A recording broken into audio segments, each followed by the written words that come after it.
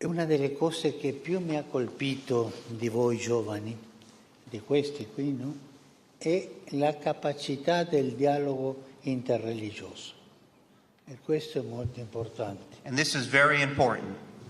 Perché se voi incominciate a litigare, la mia religione è più importante della tua, la mia è la vera, la tua non è vera, dove ci porta questo?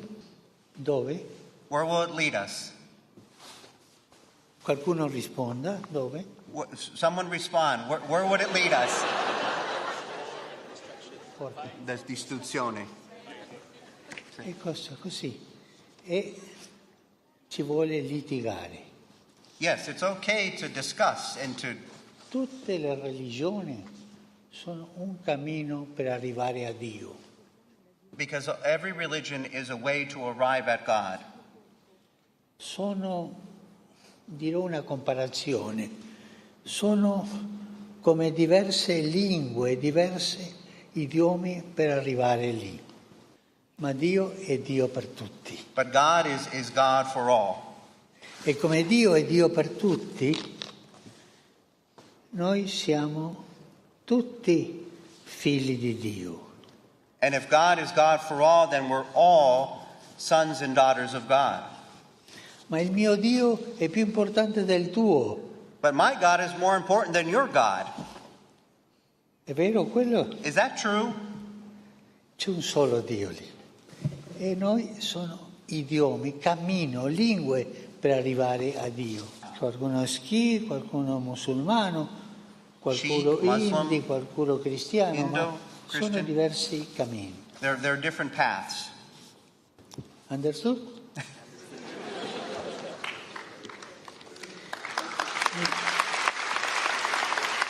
Nello spirito del dialogo interreligioso che caratterizza il nostro canale, vorrei fare alcune considerazioni su queste parole pronunciate da Papa Francesco in occasione dell'incontro del 13 settembre 2024 con i giovani di Singapore, soprattutto in risposta a coloro che pensano che non siano in linea con la religione cristiana cattolica, che afferma che solo in Gesù Cristo c'è salvezza.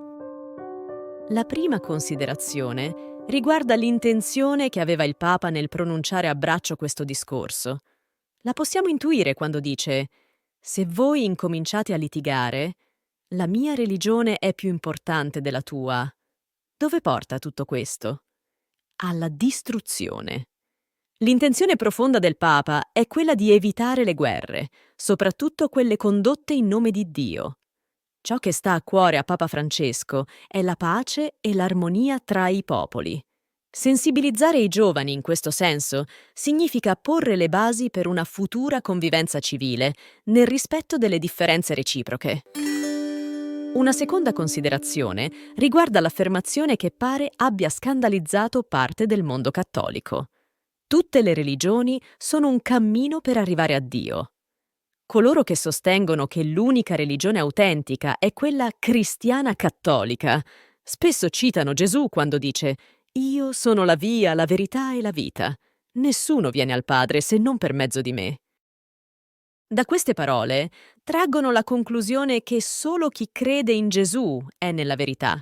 Solo chi crede in Gesù può giungere a Dio. Chi non crede in Lui o chi professa un'altra religione non può conoscere Dio. Il problema è che si dimenticano che Gesù ha dato la sua stessa vita proprio per chi non credeva in Lui e lo voleva morto. Affermare che chi non crede in Gesù non può arrivare a Dio significa non avere fede nella sua azione salvifica, che è capace di amare persino chi lo sta inchiodando alla croce. Padre, perdona loro perché non sanno quello che fanno. Inoltre, dimenticano che Gesù stesso riconosceva una profonda fede anche in chi era pagano, come la donna sirofenicia, o politeista, come il centurione romano, riguardo al quale disse: «In verità io vi dico, in Israele non ho trovato nessuno con una fede così grande». A conferma definitiva del fatto che appartenere ad altre religioni non è un ostacolo per giungere a Dio, nel Vangelo di Luca, Gesù afferma: «In verità io vi dico, c'erano molte vedove in Israele al tempo di Elia, quando il cielo fu chiuso per 3 anni e 6 mesi e ci fu una grande carestia in tutto il paese. Ma a nessuna di esse fu mandato Elia, se non a una vedova a Sarepta di Sidone. C'erano molti lebbrosi in Israele al tempo del profeta Eliseo, ma nessuno di loro fu purificato, se non Naaman, il Siro. Dunque, chi afferma di credere in Gesù non può fare a meno di riconoscere che l'amore di Dio è talmente immenso da poter raggiungere chiunque, indipendentemente dalla religione di appartenenza.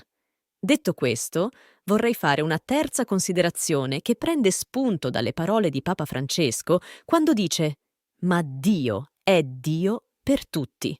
E poiché Dio è Dio per tutti, noi siamo tutti figli di Dio».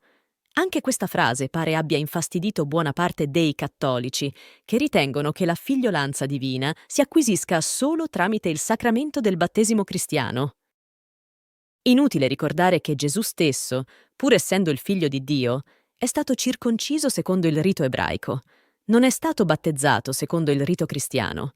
Il battesimo che ha ricevuto da Giovanni Battista, una volta adulto, era un segno di conversione. Il battesimo non è un rito magico, che così, dal nulla, ti rende figlio di Dio, bensì è un sacramento che rende visibile una realtà che già esiste, ovvero che tutti siamo figli di Dio, e dunque tutti fratelli.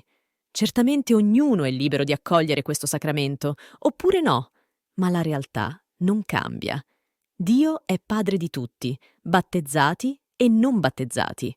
Affermare il contrario sarebbe un po' come mettersi al posto di Dio per stabilire chi è suo figlio e chi no. Sarebbe assurdo anche solo pensarlo. Un'ultimissima considerazione. Le parole pronunciate da Papa Francesco sono scaturite spontaneamente dall'aver osservato la bellezza di questi giovani che dialogavano in armonia, pur appartenendo a religioni diverse. Dio opera nella realtà, nella storia concreta delle persone, non nelle nostre idee. Occorre avere la capacità di vedere l'azione di Dio nella storia. Guardando i giovani, proprio come ha fatto il Papa, credo che possiamo imparare molto. Prima di salutarti, ti invito a guardare questo video che approfondisce il tema dell'amore immenso che Dio ha per ciascuno di noi. Namaste e che Dio ti benedica.